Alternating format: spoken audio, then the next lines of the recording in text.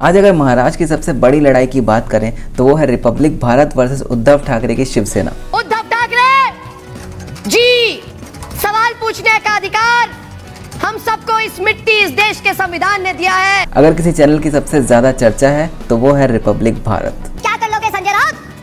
अब कौन हो तुम? संजय राउत, मुंबई तुम्हारी है? मुंबई तुम्हारी है संजय राउत?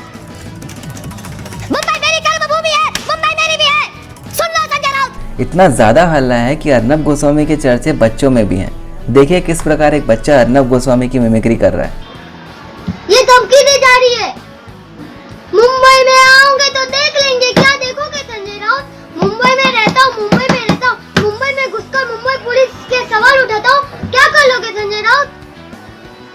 संजय राउत, मुंबई तुम्हारी है, मुंबई तुम्हारी है संजय राउत।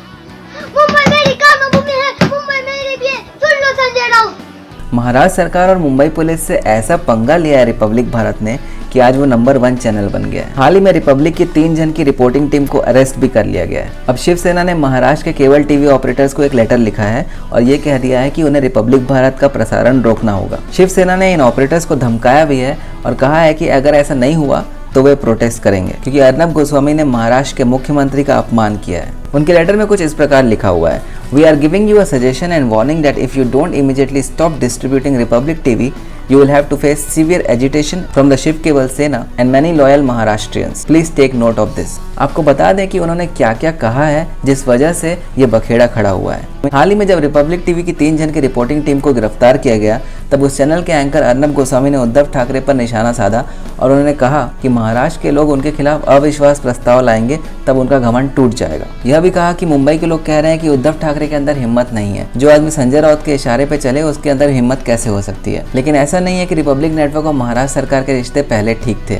आपको बताते हैं कि रिपब्लिक के अर्नब गोस्वामी ने अब तक क्या क्या ऐसा कर डाला है जिस वजह से महाराष्ट्र सरकार में इतनी नफरत और गुस्सा भर गया है। दरअसल पिछले कुछ महीनों से अर्नब गोस्वामी और उनका चैनल महाराष्ट्र सरकार के पीछे हाथ धोकर पड़ा हुआ है। इसकी शुरुआत हुई पालघर में साधुओं की मॉब लिंचिंग वाली रिपोर्टिंग से। इसके बाद अर्नब गोस्वामी ने सोनिया गांधी पर सीधा निशाना साधा था और उनसे पूछा था कि वे संतों के खिलाफ अपनी आवाज क्यों नहीं उठाती हैं और अपने बयान क्यों नहीं देती हैं। रोम से आए हुए इटली वाली सोनिया गांधी चुप नहीं रहती। आज वो चुप है, मन ही मन में मुझे लगता है वो खुश है कि संतों को संतों में मारा गया। जहाँ पे उनकी सरकार है, रिपोर्ट भेजेगी वो इटली में रिपोर्ट भेजेगी। मैं बोल रहा हूँ वो इटली में रिपोर्ट भेजेगी। देखिए जहाँ पे मैंने एक सरकार बना ली वहाँ पे हिंदू संतों को मैं मरवा रही हूँ और वहाँ से वाहवाही मिलेगी उसको विक्रमादित्य जी। वाह बेटा वाह, बहुत अच्छा किया सोनिया गांधी, अंतोनिया माइनो। इसके बाद कई सारी FIR भी अर्नब गोस्वामी के खिलाफ हो गई, खास करके छत्तीसगढ़ से जहां के मुख्यमंत्री कांग्रेस से ही हैं। इन्होंने हर दिन सेना को गाली दी है, हर दिन सेना को गाली दी है इन्होंने। मैं कहूं तो मैं ये कहूंगा करो FIR। और क्या नाम है उनके? अरे जो मुख्यमंत्री बैठा हुआ है छत्तीसगढ़ में जो चमचागिरी करता है सोनिया गांधी का, छत्तीसगढ़ वाला बघेल। ओ सुनो बघेल, एक FIR इस बात पर भी कर दो कि मैंने ये कहा कि क्या आप कभी इटली की सेना के बारे में ऐसे बोलते हैं। इसके बाद 12 से भी ज्यादा घंटों तक उनसे पूछताछ हुई जो कि मुंबई पुलिस ने की। इसके बाद कई दिन तक अर्नब गोस्वामी महाराष्ट्र सरकार, सोनिया गांधी और मुंबई पुलिस के खिलाफ शोज करते रहे। अरे मुझ पर 200 नहीं, सोनिया गांधी, एंटोनिया माइनो 2000 FIR कर दो। मैं तो हर बार पुलिस स्टेशन जाऊंगा, फिर मैं वापस स्टूडियो में आऊंगा। फिर आता है सुशांत सिंह राजपूत का मामला, जिसको लेकर अर्नब गोस्वामी और उनका चैनल खुलेआम मुंबई पुलिस की इन्वेस्टिगेशन पर सवाल खड़े करते हैं और अपने शो में ये भी कहते हैं कि शायद महाराष्ट्र सरकार का कोई बड़ा नेता इस मामले में शामिल है, जिस वजह से ये जांच ढंग से नहीं हो रही है। उद्धव ठाकरे 9 तारीख को पता करो कौन कौन गया था।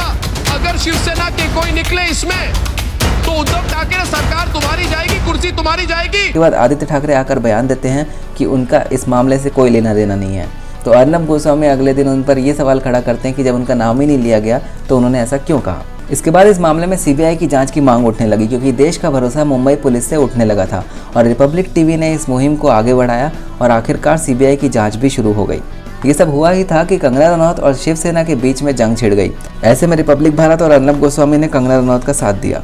हाल ही में अपने एक शो में अर्नब गोस्वामी ने संजय राउत पर सीधा हमला किया और फिर उद्धव ठाकरे पर भी हमला किया। हालांकि मीडिया में आजकल ज़्यादातर न्यूज़ चैनल शिवसेना के खिलाफ ही जा रहे हैं, मगर शिवसेना को अपना सबसे बड़ा खतरा अर्नब गोस्वामी पर नजर आ रहा है और इसलिए शायद उन्होंने इस चैनल को बैन करने की मांग की है। अब देखना ये होगा कि क्या शिवसेना रिपब्लिक को बैन करने में सफल हो भी पाती है या नहीं, और अगर बैन कर भी लेती है तो कितने दिन तक बैन हो पाता है। अब आपको ये बताते हैं कि पहले कब कब ऐसा हुआ है जब किसी चैनल को बैन किया गया। 7 मार्च 2020 की बात है जब 2 मलयालम न्यूज चैनल को बैन किया गया था दिल्ली राइट्स को ध्यान में रखते हुए। ये एक टेम्पोररी बैन था जो कि 2 दिन के लिए लगाया गया था और ऐसा इसलिए हुआ था क्योंकि रिपोर्ट्स के मुताबिक इन चैनलों में दिल्ली राइट्स को लेकर ऐसी रिपोर्ट्स टेलीकास्ट की जा रही थी जो एक पर्टिकुलर कम्युनिटी को सपोर्ट कर रही थी। इसके अलावा 2017 में कई पाकिस्तानी चैनल और जाकिर नायक का पीस टीवी भी कश्मीर में बैन कर दिया गया था। जाकिर नायक वही है जिस पे आतंकवाद के गंभीर आरोप लगे हैं। 2016 की बात है जब एनडीटीवी को भी एक दिन के लिए बैन किया गया था। ऐसा इसलिए क्योंकि रिपोर्ट्स के मुताबिक आईबी मिनिस्ट्री ने एनडीटीवी पे ये चार्ज लगाया था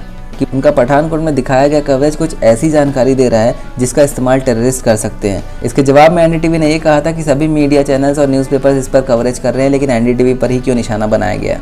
इन सब बैन्स का मकसद ज़्यादातर यही होता है कि कोई चैनल कभी एंटी इंडिया कंटेंट नहीं दिखाए या फिर कोई नफरत न फैलाए।